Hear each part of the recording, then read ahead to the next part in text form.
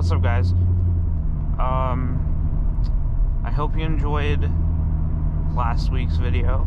That was with me just driving around. I had no talking in it. It was just me driving. I don't know how the sound came out yet because I haven't edited it yet. But hopefully it came out good.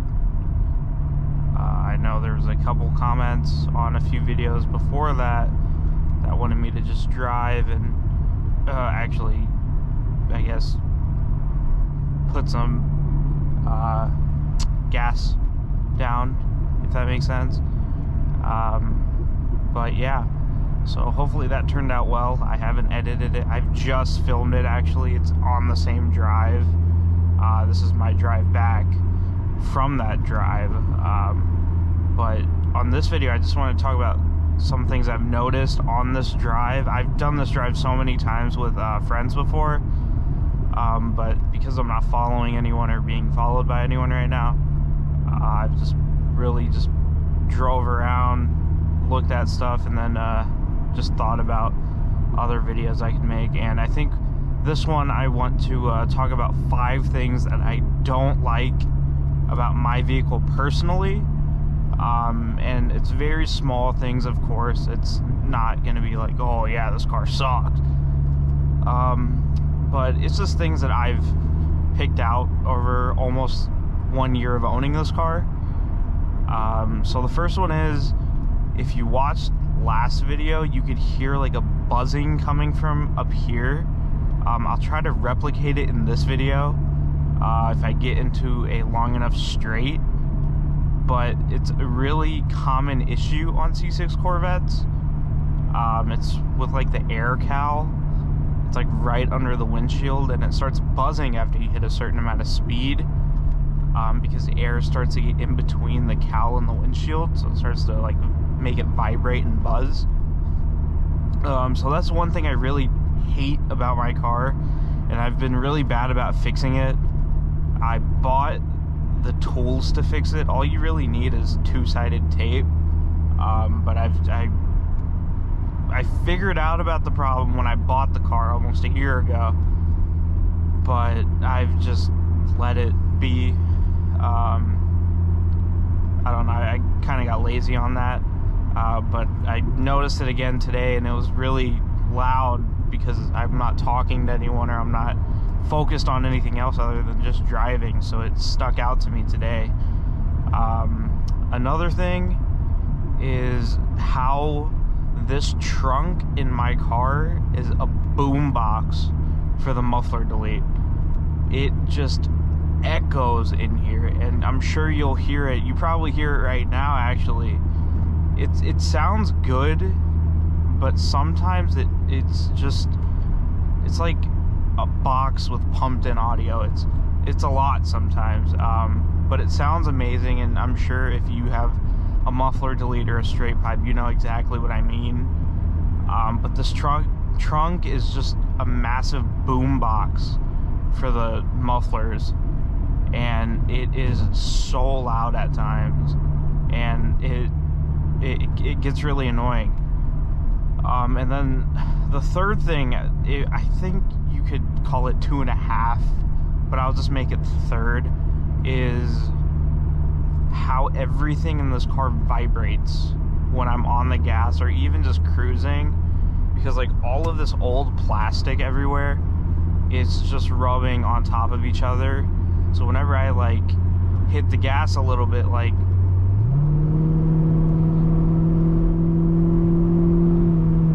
everything starts, there it is, that's the air cowl right there.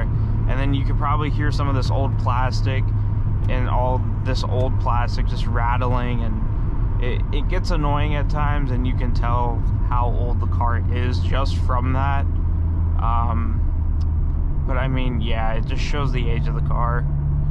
I think the fourth thing about this car in particular, and I'm not sure how many people also have this issue, and I'm sure it's just because whoever the last owner was didn't really check up on it, but I hear, like, I don't know how to explain it, but in the left rear wheel there is like a it's like every time you're in a super like slow speed and you're making a turn, you can hear almost like metal or just a moving part you can hear compared to the right side, which you can't hear. I'm planning on getting that checked out when this car goes in for service. But it can also get annoying because there's just no soundproofing in this car. It's just, there's none. And these are really small things to complain about. And of course, this car is old. So, I mean, what are you going to do about it? But like, I don't know. It's really small things. It's just the details. I mean, none of this stuff would stop me from buying this car or make me sell this car, because this car is great. But like, it's just those small things stick out. And then honestly, I think the final thing is every time I run over dirt or small pieces of wood or something, everything hits the car. And I'm not sure why, but it's so much louder on the inside compared to like newer Corvettes. And I'm sure that's because of the sound deadening and stuff like that. But it gets really loud, and I'm sure if you watch the last video and then maybe sometimes in this video when I run over dirt or just small little rocks and stuff, you can hear it, and it's just so loud because the wheels are kicking it back the whole time. And yeah, I mean, that's really it, honestly. There's not that many things that are, I won't say wrong with the car, just things I don't like. Dislike is a good word, because I mean, there's not really anything I can hate in this car.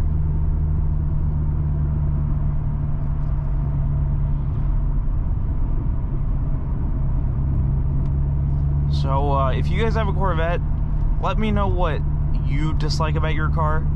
This can be any generation. Just drop it in the comments below. I'm curious to see if any of you guys have similar dislikes of your car, or if there's any other thing, something different, and I can maybe compare, see if I also have issues or stuff that might stick out.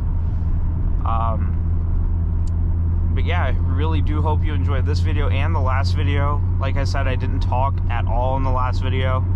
I just wanted to drive and let you listen to the car and just enjoy the view. That's a really nice house up there. That's, wow, never seen that before. And I've been on this trip a couple times, and I do want to get some friends together. I did it last week, and I'm still kicking myself about not filming it. But we did go on this route, and we were hauling ass pretty much. I think I just saw that guy in the Corvette. You might have seen that in the last video.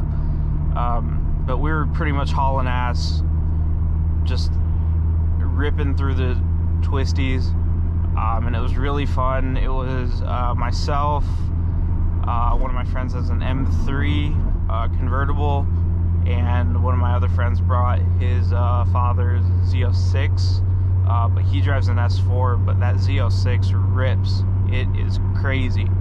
It is its own animal. But it was us three, and it was really fun. And before that one, I've only done it once before with the S4, this car, and then I believe it was an A3 or an S3. But it was really fun, and I thought I'd just do this by myself. This is my first time actually doing this route by myself. So I took it a little easier than just hauling ass, because I am out here alone, and usually when there's three of us, we can haul more, because if anything happens to one of us, there's someone that can come back. But out here there's really no one, and most of these people are pretty far away from any help. But yeah, so do let me know, and I'm really happy about the past few videos that I've uploaded. I'm really happy to see the progress that this channel's making, The views have been adding up, the likes, the comments. I really do appreciate all your feedback. If there's anything you want to see in particular, or if you have like a question, or you're in the market for a Corvette and you just want to ask me something as the owner of this car, let me know. I do like to help. I don't mind helping because, I mean, it's a pretty big investment for most people. So, I mean, if I can clear up something for you guys, it would mean everything to me.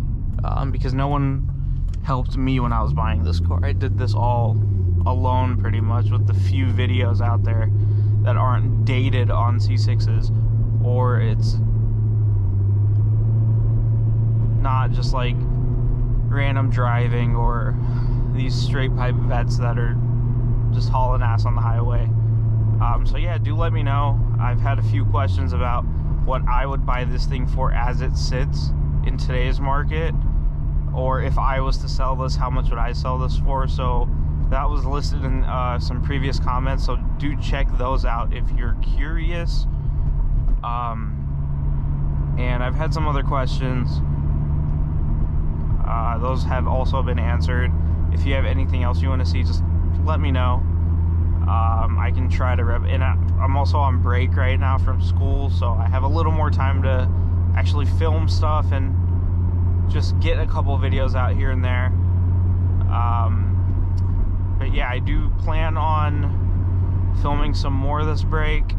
I don't know what else I want to film with this car in particular. I do want to get this car tinted this week if they can squeeze me in, because that would honestly not end, but like take a pretty big weight off my shoulders, because I've been wanting to do it for a while now. I just haven't had the time, and I don't know how long it takes for this car, especially. Sometimes it takes a whole day, and it's really rare for shops to actually even take this car. I guess I could say that's another thing that I really don't like about this car sometimes. People really don't want to do stuff to it in terms of like shops wanting to touch it.